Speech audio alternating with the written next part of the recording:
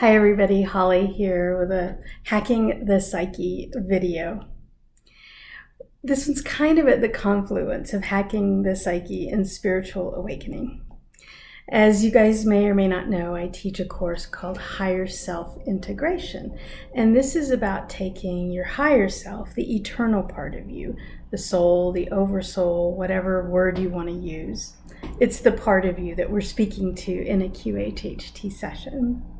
They say they're the eternal part of you, and they're the part of you that is connected to Source or God.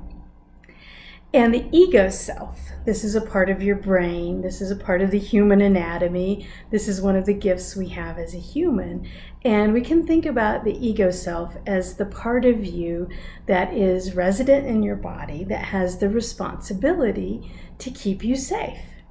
So we can think of the ego self as the part of you that is there to keep you clothed and housed and fed, to keep your body safe. It's an important part of our human experience.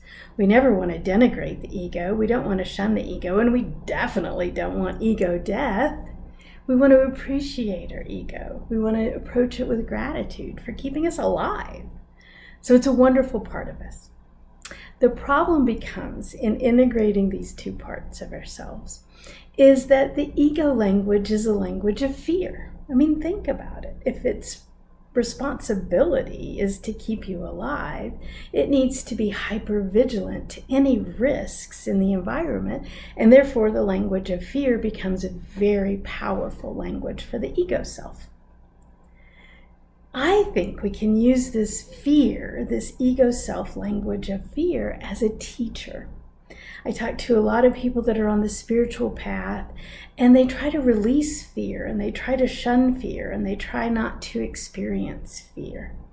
And I think if we take fear and we observe fear from a higher perspective, if we observe fear from the higher self perspective, then fear can be an amazing teacher. It can teach us so much about ourselves, and it can present to us opportunities for spiritual growth. If we really study, if we do the introspection and the inspection of our fear, then we can really begin to understand where we have the potential to grow spiritually. So I offer this up. Don't try to release your fear too fast. Don't try to avoid fear.